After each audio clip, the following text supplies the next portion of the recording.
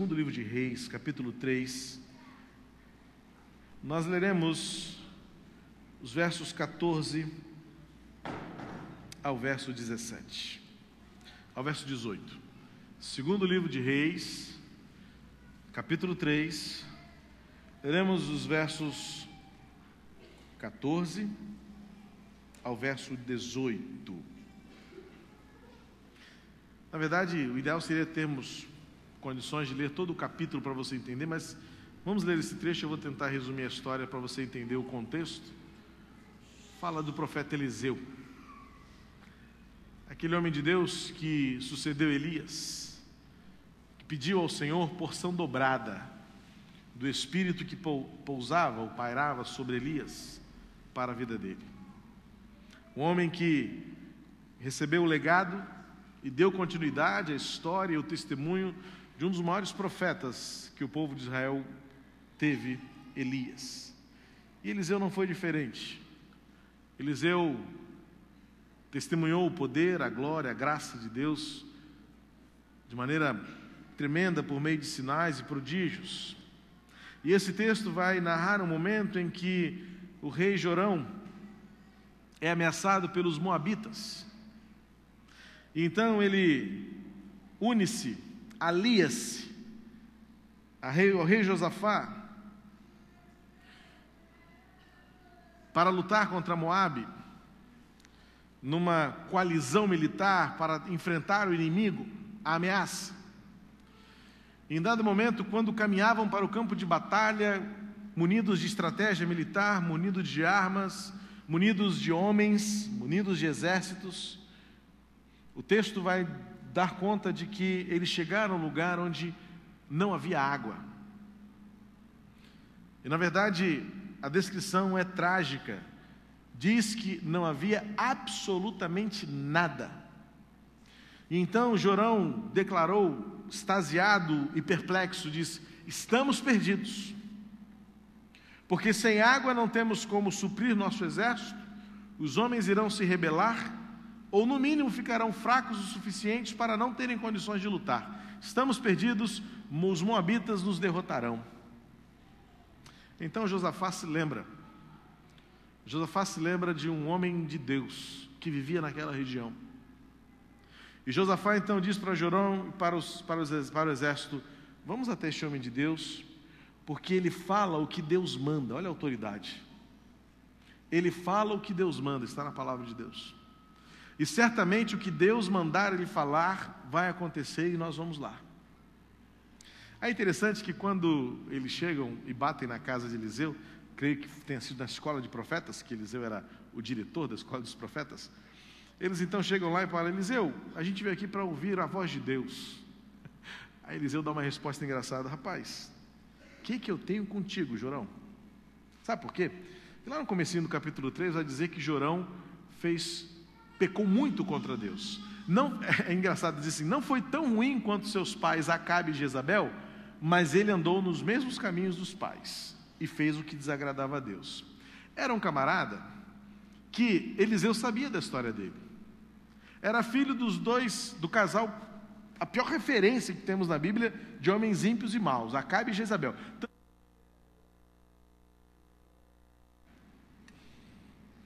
Foi só falar nela. O livro de Apocalipse compara Satanás a Jezabel.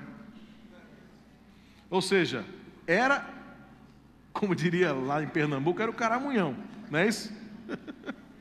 É isso aí.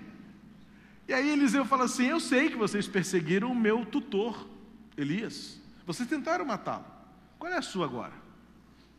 Mas é interessante que essa expressão, que tenho eu contigo, a gente vai encontrar de novo lá entre Jesus e Maria, né? E é algo interessante que você precisa aprender de uma vez por todas.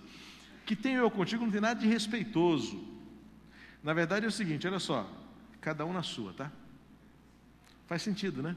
Quando Jesus fala para Maria: que tenho eu contigo, mulher? Jesus não está faltando com respeito com a sua mãe, não. Ele só está falando assim: olha, mãe, você é mãe, eu sou filho, mas olha só, cada um na sua, eu sei o que eu estou fazendo. E aí por isso que Maria fala então para os serviçais: façam tudo o que ele mandar. É como se Jesus estivesse colocando assim em pratos limpos as funções. É o que Eliseu vai dizer para Jorão: olha só, Jorão, eu não tenho nada com o seu reinado, eu não tenho nada com os seus problemas com os moabitas. Aí vem o detalhe. Mas olha só, por respeito ao homem que está com você, que se chama Josafá, este homem sim eu tenho respeito, porque ele teme ao Senhor que eu temo. Olha como a comunhão é importante, né? Olha como a comunhão de fé, a comunhão de temor ao Senhor faz diferença em horas importantes. E aí então, eles apresentam para Eliseu o problema. Olha, Eliseu, o negócio é o seguinte: os moabitas estão vindo e nós temos que lutar contra eles, mas não tem água. Aí vem a grande pergunta: e agora? O que eu faço? Se você é gente como eu, como era Josafá, como era Jorão, como era Eliseu, houve algum momento na sua vida em que você se viu diante do deserto, diante da escassez, e não somente a questão da sede em si, mas o problema da ameaça dos inimigos, e você diz: e agora? E agora? E agora é hora de ouvir o que Deus tem para falar. Porque não era isso que os reis foram fazer ali? Naquele momento, os reis foram falar com Eliseu, porque eles queriam uma direção, eles queriam uma palavra. Veja bem que a fama que Eliseu tinha é o seguinte: ele fala o que Deus manda. Ou seja, se ele fala o que Deus manda, a gente vai fazer. E alguém entrou aqui essa noite, com certeza, querendo ouvir o que Deus está falando, o que Deus vai mandar fazer.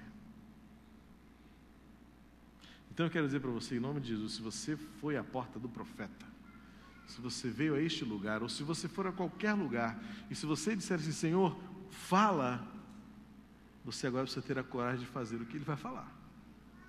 Porque, como disse o pastor José, e eu vou novamente falar, eu já disse isso outras vezes também, é que nós ouvimos juntos isso num congresso, o pregador nos abençoou muito.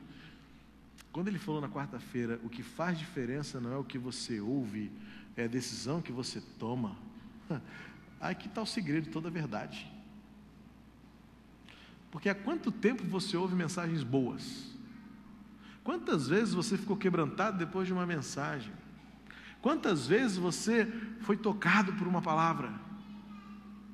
Aí você olha assim: mas nada aconteceu. O problema não está na palavra que você ouviu, o problema não está no pregador que falou, o problema não estava no culto que você participou, não estava na música que você ouviu, o problema está em mim, que não tomei a decisão que precisava ser tomada. Bom, voltando ao texto, começa então no versículo 14, a palavra de Eliseu aos 3 reis. Juro, vou ler na NVI, por favor. Dá para mudar aí? Isso.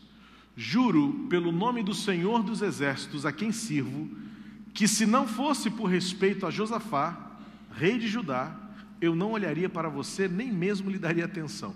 A história eu contei por quê? Porque ele era filho de Acabe e Jezabel. A herança não era boa. Mas agora, tragam-me o arpista. Enquanto o arpista estava tocando, o poder do Senhor veio sobre Eliseu, e ele disse: assim diz o Senhor, cavem muitas cisternas neste vale.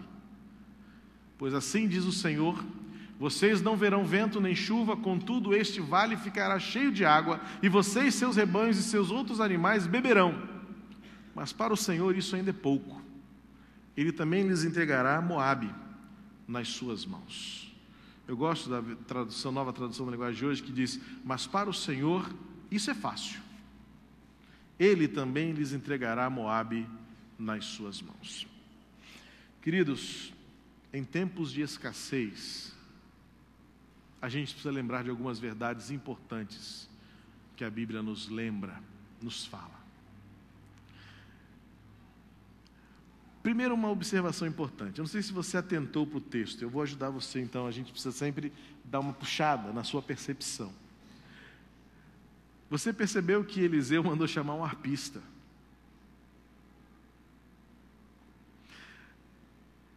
É só para você lembrar quão importantes são os momentos de devoção ao Senhor. Tem muita gente que questiona, eu na época de seminário, o contexto lá acadêmico, tal, crítico, tem muita gente que fala assim, e até eu conheço um pregador que já fez isso na lata com o cara. Ele começou a fazer o apelo, o cara foi tocar, não toca não. Não quero que ninguém diga que depois foi influenciado pelo clima. Mas você percebe que Eliseu quis criar um clima no momento? Claro, evidentemente não era o clima pelo clima. Mas diz o texto que depois que o arpista começou a tocar, o poder do Senhor veio sobre Eliseu. Eu tiro uma lição desse texto. A música faz parte da maneira como Deus fala conosco. E não tem nada de sensacionalismo e de emocionalismo, não. Para os críticos, tem uma base bíblica para você dizer assim, Deus fala também quando a música está tocando. E eu diria um pouco mais, sendo um pouco mais ousado. Ousado mesmo, assim. Eliseu quis criar um clima no ambiente antes. Não podia ser assim no seco. É a única explicação que eu tenho para isso. Porque para quê? Primeiro, para que Eliseu pedir um arpista? E depois, para que o escritor registrar isso? É para que você e eu nos lembrássemos que não há nenhum problema em você querer tocar as pessoas. Eu gosto de lembrar, isso aconteceu comigo, e falava isso muito na turma do seminário. Não sei se o Marcos vai lembrar, não. Não, né? Passou muito tempo já, né? Eu dizia o seguinte para os alunos: lembre-se que as decisões mais importantes da sua vida foram movidas pela emoção. Se você pensa muito, você não faz. Se você racionaliza demais, você perde a coragem. Então não tem como, você precisa realmente, aí é o que eu falava para os alunos na sala de aula, tenho saudade dessa época, aí que entra a responsabilidade do pregador, porque muitos brincam com as emoções das pessoas, muitos fazem sensacionalismo, muitos manipulam o seu auditório, mas não tem como dissociar suas emoções. Ou você acha que Jesus estava racionalizando a sua experiência, quando lá no Getsemane chorou e suou a ponto de seu suor se tornarem em gotas de sangue? Será que Jesus estava ali preocupado com a lógica daquele momento? Ou ele estava em profunda contrição, em profundo momento de emoção? Eu me lembro do dia em que Deus falou claramente comigo que eu deveria assumir o chamado de Deus para a minha vida no ministério. Foi numa profunda emoção. Já contei para vocês a experiência que eu tive quando Deus me chamou para o ministério integral. Eu estava preocupado com o meu sustento. Eu queria atacar para todos os lados. Eu não queria passar fome no ministério. E Deus me levou para uma grande emoção. Eu acabei com um carro numa pilastra. E foi chorando na maca de um hospital, Albert Schweitzer, em que eu ouvi claramente Deus falar comigo: para de se preocupar com o que você não precisa. E foi ali, em meio a um rosto ensanguentado, arrebentado mesmo, no acidente automobilístico, eu chorei e entreguei novamente o meu ministério ao Senhor, dizendo assim: eu não vou viver preocupado com o que vou comer ou vestir, para fazer a tua vontade. E hoje eu sou o que sou, estou onde estou pela graça de Deus. Eu posso crer que o que Eliseu quis naquele momento era chamar a atenção daqueles reis, para que eles deixassem de lado a estratégia militar, para que eles deixassem de lado a lógica bélica, para que eles abandonassem por um pouco a racionalização das suas decisões, para que eles literalmente entrassem num clima de devoção, de sujeição e de submissão ao que Deus ia dizer naquele momento. É por isso que o arpista começa a tocar. É por isso que a música é tão levada a séria nas igrejas sérias. Não se deve cantar qualquer coisa. Não se toca qualquer coisa. Não se ministra por meio de quem não tem condições. Porque a música faz parte da maneira como Deus fala conosco. E foi o que aconteceu ali. Diz o texto, pode voltar a tela, por favor? quando o arpista começou a tocar, o Senhor veio a Eliseu. O poder do Senhor veio sobre Eliseu. Vocês, músicos, têm noção dessa responsabilidade? Vocês, cantores, têm noção dessa responsabilidade? Seja o coral, seja o regente, a própria congregação. Nós já tivemos experiências inesquecíveis de que a gente não sabe se o céu desceu ou a igreja subiu, em momentos que cantávamos, em que sentimos claramente o poder de Deus descendo sobre nós. Culto que transforma, culto que fala, culto que toca, culto que molda, culto que dá ao Senhor a liberdade de nos confrontar e de nos deixar face a face com Ele, ainda que não possamos vê-lo, pois seríamos consumidos por causa do nosso pecado, mas é a sensação que temos. Em tempo de escassez, o Senhor fala conosco. É a primeira verdade que a gente aprende desse texto. Em momentos de escassez, o Senhor vem sobre nós e Ele fala conosco. Irmãos, eu tenho achado os irmãos um pouco apáticos. Comecei a ouvir alguma coisa ali. Vocês nunca vão me ver mandando você levantar a mão ou falando amém ou aleluia. Mas vamos combinar uma coisa aqui. Aqui você pode fazer o que você quiser.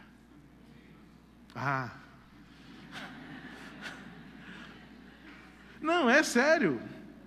Porque às vezes a impressão que eu tenho é que ou vocês não estão concordando, tem pastor até que faz essa palhaçada de amém ou não amém. Não existe no amém, tá, irmãos? Então eu nunca vou ficar como animador de auditório, dizer assim, amém, aleluia. Diga 3 améns comigo se você concorda. Não. Mas o Alfredo sabe que ele pode dizer quantos aleluias ele quiser na hora do culto, eu nunca vou chamar a atenção dele, nunca vou olhar para ele. Você já percebeu? Ele pode estar ali ou pode estar lá. Se ele falar aleluia, eu nem estou aí para ele, porque não tem nada a ver com a aleluia dele. Como não tem nada a ver com o seu. Mas olha só, vamos combinar uma coisa. Se você tiver vontade de glorificar a Deus enquanto você ouve uma coisa que falou ao seu coração, diga amém, diga aleluia. Vamos sair um pouco dessa apatia. Porque a gente não está no momento fúnebre. A gente está no culto ao Senhor. E aí quando eu penso ali que enquanto o arpista tocava, o poder do Senhor veio sobre Eliseu, eu acabo de dizer para você que Deus fala com você enquanto você está no deserto. Não dá para você ficar assim, bom. Irmãos, tem vezes que a minha vontade é de pular de alegria quando eu vejo o que Deus faz. É isso mesmo. Deixa fluir de você o que Deus está tocando no seu coração. Se você não concordar, ora por mim. Pede misericórdia sobre a minha vida. Fala assim, pastor, isso não vai dar não. Mas se você fecha comigo espiritualmente naquilo que nós acabamos de crer, em primeiro lugar, que Deus fala com você na hora do deserto, no meio da escassez, diga o seu aleluia, eu vou continuar, não vou parar para concordar ou não com você não. A questão é que às vezes o negócio é tão mecânico, né? Eu já tive isso, foi verdade, não foi piadinha não, eu estava num culto, e aí o pastor estava falando sobre a sua esperança, sua expectativa, ele disse, eu posso morrer hoje, aí eu irmão, amém. Não, aí não, né? Tem que pensar. Porque se eu falar um negócio desse aqui, você fala assim, porque eu creio que eu posso morrer hoje e ir para o céu. Mas se eu falar se eu ouvir você falar amém, a gente vai ter que conversar depois do culto. Quer saber o que está levando você a pensar que eu tenho que ir para o céu logo? Que eu sei que eu vou. Mas se eu ouvir um amém, a gente fica preocupado. Por quê? Porque não pode ser uma interferência sem pensar. Tem que ser fruto da sua experiência com Deus. Concordou? Glorifica o Senhor. Deixa Deus falar por meio de você também. Isso é importante para esse momento de culto, quando o Senhor nos toca, por meio daquilo que nós expressamos a Ele em louvor e adoração. Então a primeira verdade que a gente aprende nesse texto é que Deus fala conosco, mesmo quando estamos no deserto, mesmo quando estamos no tempo da escassez. Aí o texto continua, ele diz no versículo 16, e ele disse, o que o Senhor diz é, façam muitas cisternas, cavem muitas cisternas neste vale. Espera aí, para que eu vou cavar cisternas, se não tem água para acumular? Para que eu vou gastar tempo construindo poços, Para que eu vou encher, como se fosse um tatu nesse deserto grande aqui, um monte de buracos, se não tem chuva? Se não tem nuvem no céu? Para quê? Mas entra a segunda verdade. Existem coisas que você tem que fazer, e você vai fazer pela fé. Construir cisternas significa ter a ousadia de viver e agir pela fé, mesmo quando os seus olhos não veem. É o que diz o texto. Façam muitas cisternas, cavem muitas cisternas neste vale. Versículo 17. Pois assim diz o Senhor, vocês não verão vento nem chuva. Que dureza! Mas sabe o que, meus irmãos? Existem momentos que você tem que fechar os seus olhos para ouvir Deus falar. A questão é que muitas vezes você fica querendo ver evidências. Entra noite, sai noite, chega dia, sai dia, semanas, meses. Hoje de tarde eu recebi um e-mail de um irmão que me testemunhou, depois de 7 meses desempregado, Deus me deu uma porta de emprego. Aleluia, eu agradeci a Deus, eu respondi para ele, glória a Deus, meu querido. 7 meses desempregado, eu sei que tem gente que está mais aqui. E realmente, se você abre seus olhos para tentar enxergar alguma coisa, você não vê. Então é como diz Eliseu, vocês não verão. Então já que eu não vou ver, o que eu faço? Eu fecho os meus olhos. E de olhos fechados, certamente eu vou estar mais sensível para ouvir Deus falar comigo. Cavar cisternas significa que você pode continuar vivendo cada dia, porque Deus tem para cada dia uma porção exata. Era assim no deserto. O povo não podia guardar o maná de um dia para o outro, que ele estragava. Deus tinha uma porção para cada dia. Você está há quanto tempo chorando a escassez na sua vida? Agora olha para trás. Nesses dias todos você pode não ter tudo o que você quis, mas você deixou de ter o mínimo que você precisava para chegar até aqui? Deus é fiel, querido. Deus é fiel. Eu olho para mim muitas vezes e olho para trás e digo assim, como é que eu cheguei aqui onde eu estou? Se eu estivesse lá atrás, eu nunca imaginava que eu estaria onde eu estou hoje. E se eu pudesse fazer os meus planos, eu viveria fazendo o que eu fiz lá no dia 12 de setembro de 1993, eu sempre me daria com a cara no poste, na pilastra da Avenida Brasil. Mas foi preciso eu dar com a cara na pilastra, para que Deus me lembrasse que o meu futuro é dele. Cavar as cisternas, cavar os poços, significa dizer que você tem uma porção para cada dia. Mesmo que você não veja vento, mesmo que você não veja chuva, então feche os seus olhos, porque se você ficar procurando, você vai ficar ansioso, e é isso que acontece. Você vai ficar preocupado com o que está à sua volta, e você não vê evidências, você não vê nuvem, então é melhor você fechar os olhos. Faça como criança, quando anda no trem fantasma, que fecha os olhos para não ver, para não levar susto. Feche os olhos. E eu tenho certeza que com os olhos fechados, você vai ouvir mais Deus falar. Você não vai se desviar para a direita, para a esquerda, porque a nossa experiência com Deus não é pelo que vemos, mas é pelo que Deus fala conosco. O profeta Isaías diz no seu livro, você ouvirá uma voz por trás de você, que dirá, pela direita, pela esquerda, e você será conduzido. Feche seus olhos, porque quando você abre e você não vê nuvem, você se desespera. Há quanto tempo aqueles reis estavam esperando por uma direção, e eles veem a escassez, veem o deserto, e o profeta manda cavar buraco. Que isso? Ficou maluco? Noé parecia um idiota construindo uma arca, até que caiu o primeiro pingo de chuva. E ele e a sua família foram os únicos que se salvaram. Querido, você pode parecer um idiota construindo uma arca no meio do deserto, mas chegará um dia em que os outros olharão para você e constatarão que Deus honrou a sua fé. Eu creio nisso.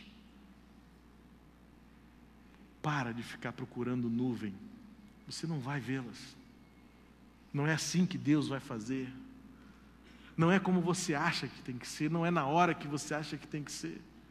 O que Eliseu diz para estes reis é o seguinte: olha, não é do jeito que vocês acham, mas há uma coisa que vocês podem começar a fazer: construam cisternas. Significa agir pela fé, ter ousadia, ter a coragem de viver a cada dia crendo que Deus tem uma porção para aquele dia começar e terminar. E quando você olhar lá na frente, olhar para trás, vai dizer assim: não acredito que eu cheguei aqui. Pode acreditar, Deus trouxe você até aqui. É o que Deus tinha para você. Era a porção exata para cada dia. E acontecerá, como diz a palavra, que este lugar ficará cheio de água, e vocês, seus rebanhos e seus outros animais beberão. Não é prosperidade, é realidade de um Deus que supre, de um Deus que dá abundância àqueles que têm a coragem de cavar cisternas, fechar seus olhos e ouvir o que Deus tem para dizer. Versículo 18, Eliseu vai terminar com a última verdade desse texto para a gente hoje. Eu gosto da versão Nova Linguagem de hoje, Nova Tradução da Linguagem de hoje, porque isso é fácil para Deus. E porque isso é fácil para Deus, Ele também lhes dará a vitória contra os moabitas. A terceira verdade é que o Deus a quem servimos e que adoramos, Ele sempre tem para dar mais do que você espera. E isso não é história do meu coração, está na Bíblia. Quando o povo queria sair do deserto, quando o povo queria sair do cativeiro egípcio, o povo queria só sair. E Deus falou para o povo: espera. Arrumou um problema para Moisés danado, que Moisés foi lá, tentou, não conseguiu. Foram 10 pragas. Até que finalmente, na última praga, Deus fez uma anunciação: olha só, vai ser agora, hein? Mas é o seguinte: vão para as mulheres, falou para as mulheres israelitas, vão para as mulheres egípcias e peguem delas tudo aquilo que deveria ser de vocês pelo trabalho de vocês. Peguem seus despojos, esvaziem as gavetas delas, levem as riquezas desse povo, porque foram vocês que trabalharam por elas, vocês eram escravos. O povo queria só a liberdade, Deus deu a liberdade e riqueza.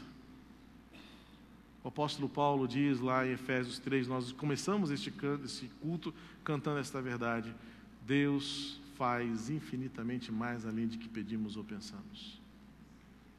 Eu creio, meu irmão, que aquilo que você tanto quer é fácil para Deus, mas Ele quer te dar muito mais do que você acha que você precisa. A verdade de Deus, dita pela boca de Eliseu, ele só fala o que Deus manda. Lembra como é que começa o texto? Ele só fala o que Deus manda. E eu digo isso sem medo de errar, porque eu creio nessa palavra.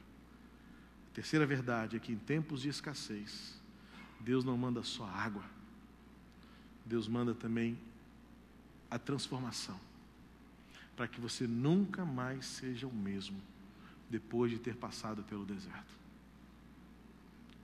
Enquanto você não estiver disposto a não ser mais o mesmo, enquanto você não estiver disposto a experimentar uma mudança de dentro para fora, talvez você permaneça ainda no tempo da escassez.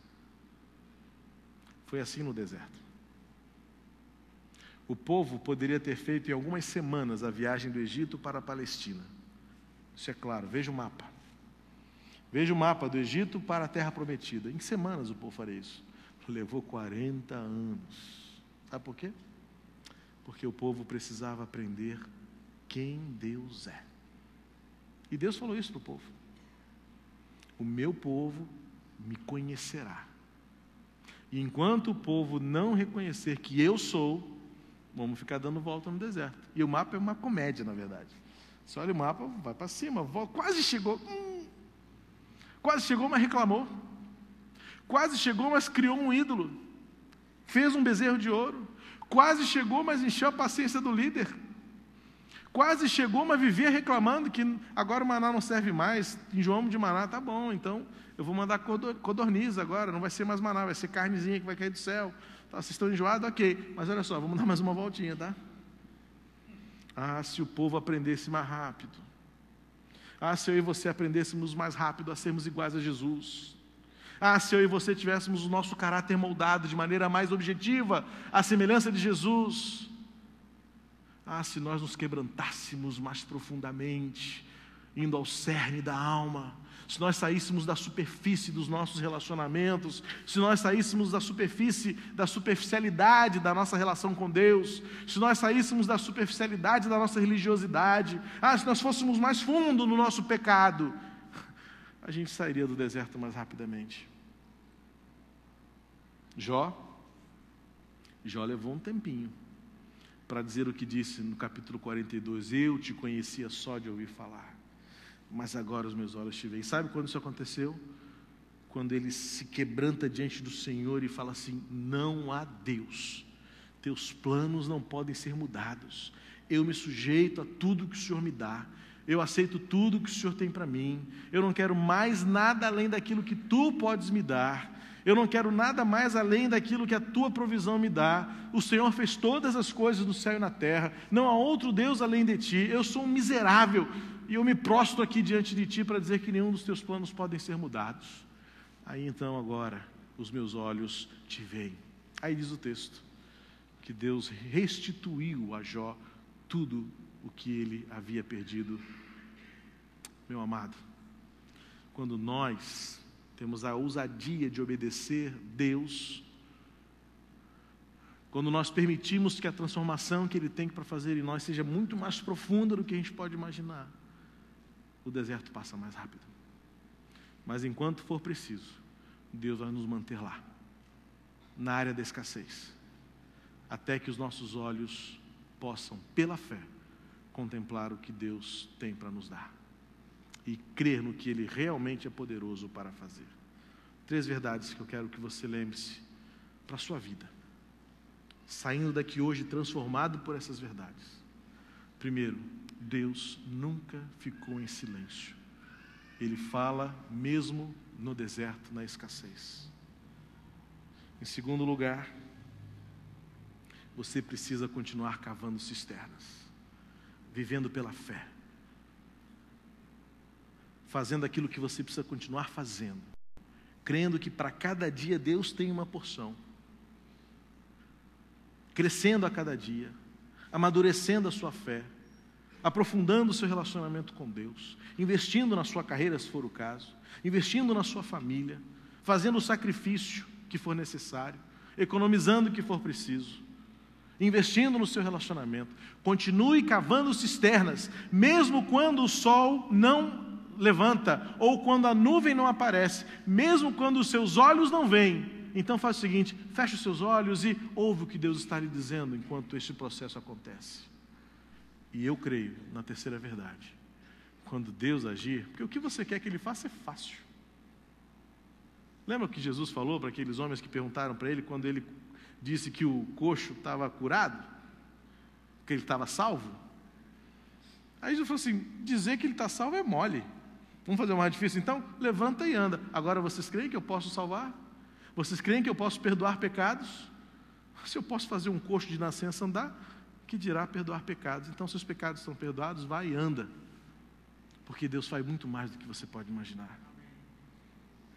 Essa é a terceira e última verdade dessa noite. Não se esqueça que Deus tem muito mais para te dar. Portanto, quebrante-se. Faça o deserto se abreviar, tendo a ousadia e a coragem de ouvir a voz de Deus e fazer o que Ele quer. Seja moldado, seja transformado pela graça de Deus na sua vida. Feche seus olhos. Agora fecha de verdade. Fecha mesmo. Ainda que a sua alma não contemple nuvens nos céus, ainda que os seus olhos realmente não consigam contemplar nenhuma evidência, nenhum indício de chuva, continue cavando cisternas. Continue vivendo cada dia intensamente um relacionamento profundo com Deus. Não desista, meu irmão. Eu não sei quantas cisternas aquele povo teve que cavar. Mas eu, na minha imaginação, eu vejo um campo todo furadinho. Bom, mandou cavar cisternas, eu vou cavar. E vou continuar cavando até que o vale esteja cheio de água. Então vamos cavar. Vamos fazer a nossa parte. Vamos investir na nossa fé, no nosso crescimento com o Senhor, no nosso aprofundamento da fé. Senhor, abrevia o deserto. Senhor, abrevia a escassez. Mas saiba que o que Deus quer fazer é muito mais do que te dar água para beber. No caso dos 3 reis, foi dar Moabe, entregar Moabe nas mãos deles. É isso que o Senhor faz, amado. Muito mais além daquilo que você pode pedir ou pensar. Meu desafio para você nesta noite, querido, é que você saia daqui crendo que Deus continuará falando com você no meio da escassez. Creia que você deverá continuar cavando cisternas. Não desista. Invista na sua vida com Deus. Invista no seu relacionamento com o Senhor. Entregue os seus dias ao Senhor. Viva cada dia intensamente a experiência nova que o Senhor tem para você. Pois diz a palavra que o Senhor é novo a cada dia. Amanhã, levante-se, acorde, saia da cama e diga: obrigado, Senhor, porque a tua fidelidade, a tua misericórdia se renovaram sobre a minha vida. Fala como Jeremias. Traz à sua memória aquilo que te traz esperança. Amanhã, quando você acordar, diz assim: caramba, mais um dia de vida. Ao invés de você dizer como é que eu vou viver hoje, olha para trás e fala assim: como é que eu vivi até aqui? Agradeça a Deus porque você está vivo. Cave a cisterna mais um dia. Faça o que for preciso, mas não desista. Pois haverá um dia em que o Senhor diz: isso é pouco para mim. Fazer o que você quer que eu faça, eu farei, mas só farei no dia certo. Porque se eu fizer hoje, você vai achar que a glória é sua, não é não? Você vai achar que é hoje porque você entregou o currículo na empresa certa, porque alguém te indicou lá, porque você foi no conselheiro certo, foi aquele pastor que orou pela sua casa. Você vai achar que foi o pastor que fez isso. Você vai achar que foi o médico que deu o remédio certo para a sua enfermidade. Deus não divide a glória dele com ninguém, meu querido. Enquanto você achar que você tem algum mérito, que você merece alguma coisa, você vai continuar no deserto. Mas quando você parar para reconhecer que a glória é toda do Senhor, quando você se quebrantar, aí então Deus vai abrir os lagares e vai regar o vale. E acredite, Ele vai dar muito mais do que você imagina, porque Ele não está preocupado com a bênção que você tanto quer. Ele está preocupado com a sua alma na eternidade, e é para lá que Ele quer levar você. Que Deus abençoe sua vida, querido. Nós vamos louvar ao Senhor agora. Eu quero crer que você estava orando, né? Por tudo que eu estava falando, clamando ao Senhor para que essas 3 verdades se tornem realidade na sua vida. Deus continua falando comigo no meio do deserto. Deus continua falando comigo na escassez. Deus, eu vou continuar cavando cisternas. Eu assumo esse compromisso de a cada dia viver intensamente mais uma experiência nova com o Senhor. E Deus, eu vou esperar pelo dia dos lagares serem encharcados. Eu vou aguardar pelo dia em que o Senhor vai revelar totalmente a sua glória na minha vida. Eu não vou desistir, porque Tu és o Deus capaz de fazer infinitamente mais. Vamos louvar o Senhor mais uma vez? Vamos terminar como começamos? Vamos terminar louvando a esse Deus que faz infinitamente mais. Não desista, querido. Saia daqui crendo. Saia daqui transformado. Sua fé renovada de que Deus vai continuar falando com você no meio da escassez, que você deverá continuar construindo cisternas, cavando cisternas, ainda que não venha nuvens no céu. Continue trabalhando, continue investindo na sua casa, no seu relacionamento, na sua carreira, nos seus filhos. Continue investindo, vale a pena. Encha o campo de buracos, porque quando cair a chuva do céu, você vai ter que ter lugar onde guardar essas bênçãos. Era o que Eliseu estava querendo dizer. Chegará o dia, em nome de Jesus, que Deus vai fazer não só a bênção que você quer, mas Deus vai te dar nas mãos os moabitas.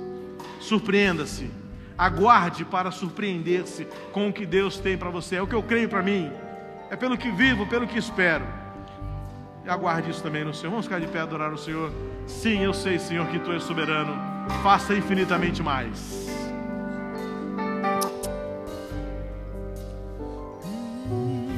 Sim, eu sei, Senhor, que tu és soberano.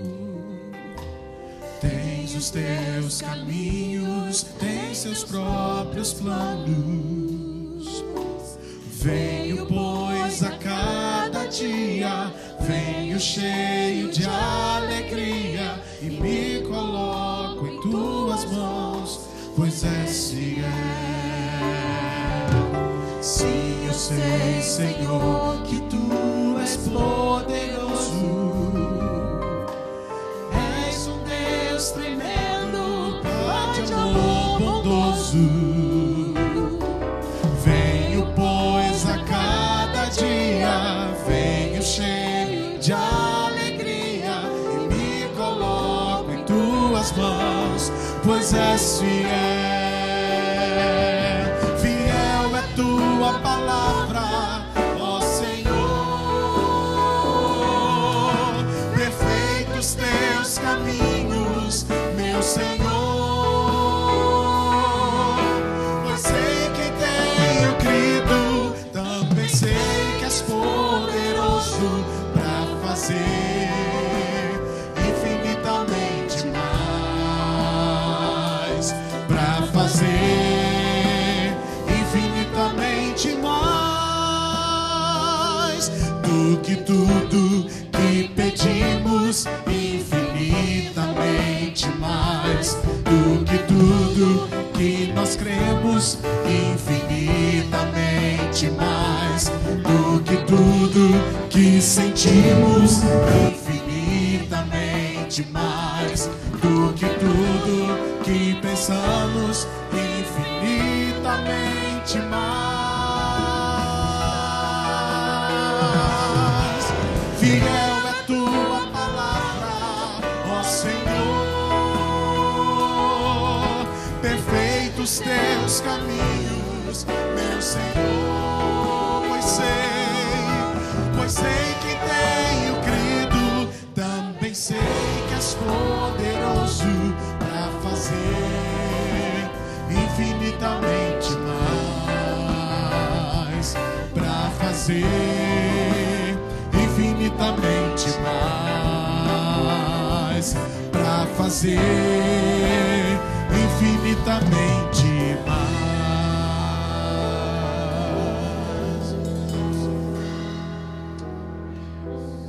Pai querido, cumpre em nós esta palavra. Queremos sair daqui certos de que tu estás no controle. Por isso toca o nosso coração agora. Que o teu poder venha e nos alcance nesta hora e fale conosco, aperfeiçoando esta palavra no nosso coração, aplicando-a em cada alma, em cada vida. Senhor, que saiamos daqui dispostos a uma atitude, que seja esta atitude o continuar caminhando, continuar cavando cisternas, para que estejamos preparados para o dia da bênção, quando tu hás de abrir os céus e encher os nossos lagares, e farás muito mais do que nós podemos imaginar, e nós daremos honras e glórias ao teu nome, Pai. Obrigado por essa palavra tão perfeita para o nosso coração nesta noite, a começar do meu. Que tu nos ajude, Senhor, a realmente viver pela fé, a crer na tua palavra no meio da escassez, na tua providência e na bênção para cada dia. Que cada dia seja uma cisterna cavada, preparando-nos para o dia final. E, Senhor, dá-nos a tua visão, mesmo que com os olhos fechados, para vermos o dia final, quando tu nos darás muito mais do que podemos pedir ou pensar. Obrigado, Pai, porque nós podemos viver essa esperança viva em nosso coração. Em nome de Jesus. Amém. Você pode sentar, o irmão Suetônio estará louvando ao Senhor mais uma vez, e logo após então estaremos impetrando a bênção apostólica.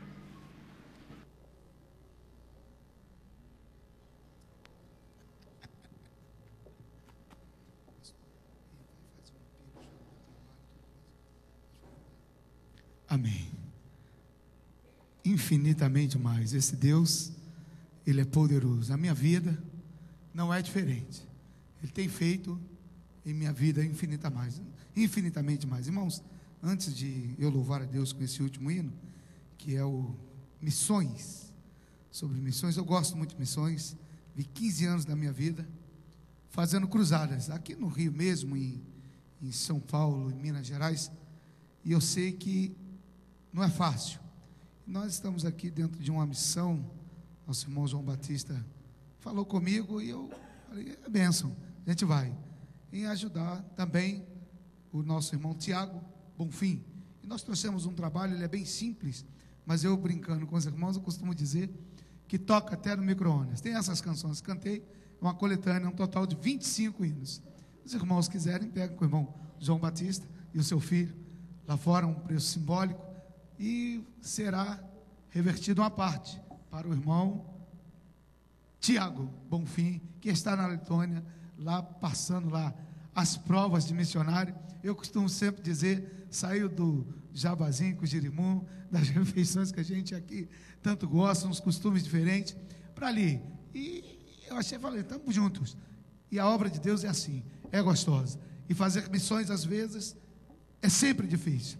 E quando eu vinha, eu contemplei aqui em volta, antes de chegar até aqui, vários papelões no chão, com alguns rapazes deitados, e eu fiquei olhando, e lembrei desse hino. Às vezes a gente não precisa só ir para a Letônia. Ele é um bem-aventurado, e eu creio que eu não teria essa disposição, mas aqui pertinho, você pode fazer missões. Solta esse hino aí, querido, aleluia, e medite nesse hino, abra os braços, dê um abraço, naquele que nunca teve, naquele menino que de repente bateu na janela do seu carro, falou, tio, me dá aí uma moeda, e você às vezes, antes dele chegar, já fechou com medo, de repente, de se afanar. Você pode falar de Jesus, medite nessa canção, dá um pouquinho só de playback. Será que você sabe o que é fazer missões, sem olhar as consequências, nem medir distância? Pessoas sem Jesus, morrendo aos milhões, enquanto você fica mudo e descansa. Será que você viu o jovem que nasceu e na adolescência a vida já perdeu? As drogas o laçou, o crime o matou, e você tinha salvação para ele e não mostrou. Manchetes nos jornais revelam um vulcão, pessoas sem amor e paz jogadas pelo chão, crianças revirando lixo em busca de um pão, humanos parecendo bicho e ninguém dá atenção. Miséria, fome, violência contra os inocentes. Alguém tem que fazer missões no meio dessa gente. É hora de esquecer as diferenças sociais e dizer ao mundo que Jesus tem salvação, amor e paz. Abraçar quem nunca teve um abraço, ajudar quem vive aos pedaços, libertar quem vive acorrentado pela opressão. Aprender o que Jesus falou, praticar o que ele praticou, e em busca dos discriminados e estender as mãos. Abra os braços e dê um abraço nos esquecidos que precisam de Jesus. Abra os braços e dê um abraço nos desprezados que precisam de uma luz. Aleluia. Você já deu um abraço em alguém hoje?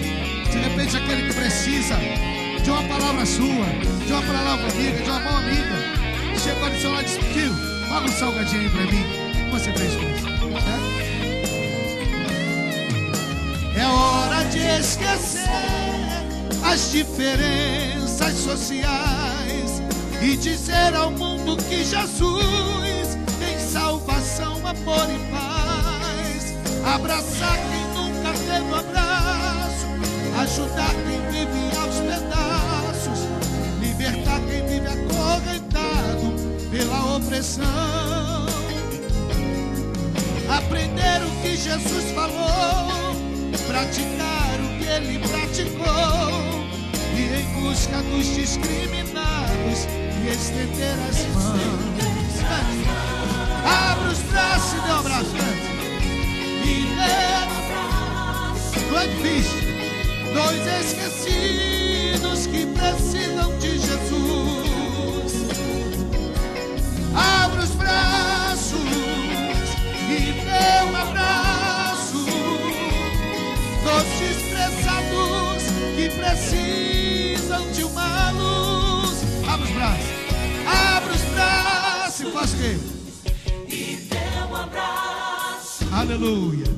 Nos esquecidos que precisam de Jesus. Abre os braços e dê um abraço. Nos desprezados que precisam de uma luz.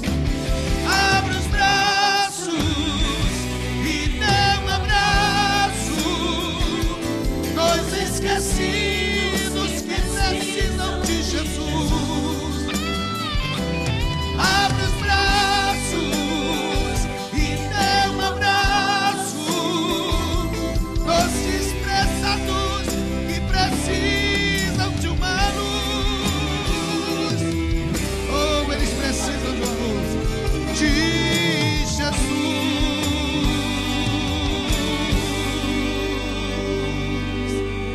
Aleluia. Esse hino também tem num dos CDs. Ele está melhor cantado, porque eu estou bem cansado. E você pode adquirir e ajude. Não só a mim também, mas como o nosso irmão que está lá na Letônia. Aleluia. Fazendo essa missão, que eu sei que é um bocado difícil. Que Deus vos abençoe. Obrigado. Amém. Obrigado, irmão Suetônio, especialmente pela sua liberalidade em abençoar o Tiago lá na Letônia, com parte da venda dos CDs. Que Deus o abençoe no seu ministério por meio da música, não é? Estou vendo aí a João Batista feliz, sorridente. Vai ser vovô agora, né? E o Tiago está chegando aí para passar o verão conosco, fugindo do inverno de menos 15 graus, menos 20 graus que a Letônia dá sempre. Então ele vem passar o verão conosco, que será uma oportunidade da gente estar com ele, ouvindo as experiências que eles têm vivido lá. Pastor Marcos me lembrou para desafiar a igreja que sexta-feira, dia 28, às 10 horas, sairá mais uma equipe para a Cracolândia, no Jacarezinho. Então, os irmãos que estiverem aí disponíveis, com esta coragem, com esta ousadia, colocando-se à disposição do Senhor, sexta-feira, às 22 horas, a equipe sairá daqui para ir para o Jacarezinho. Que o Senhor seja engrandecido na nossa vida. Que o Senhor molde-nos para cada passo que dermos na semana que está começando. Que a graça de Jesus, o amor de Deus, o nosso Pai, a comunhão, a consolação do Espírito Santo de Deus, estejam sobre nós, para cada dia, para a graça de cada dia, até que todos contemplemos com perfeição toda a glória revelada pelo Pai por nós. Em nome de Jesus. Amém.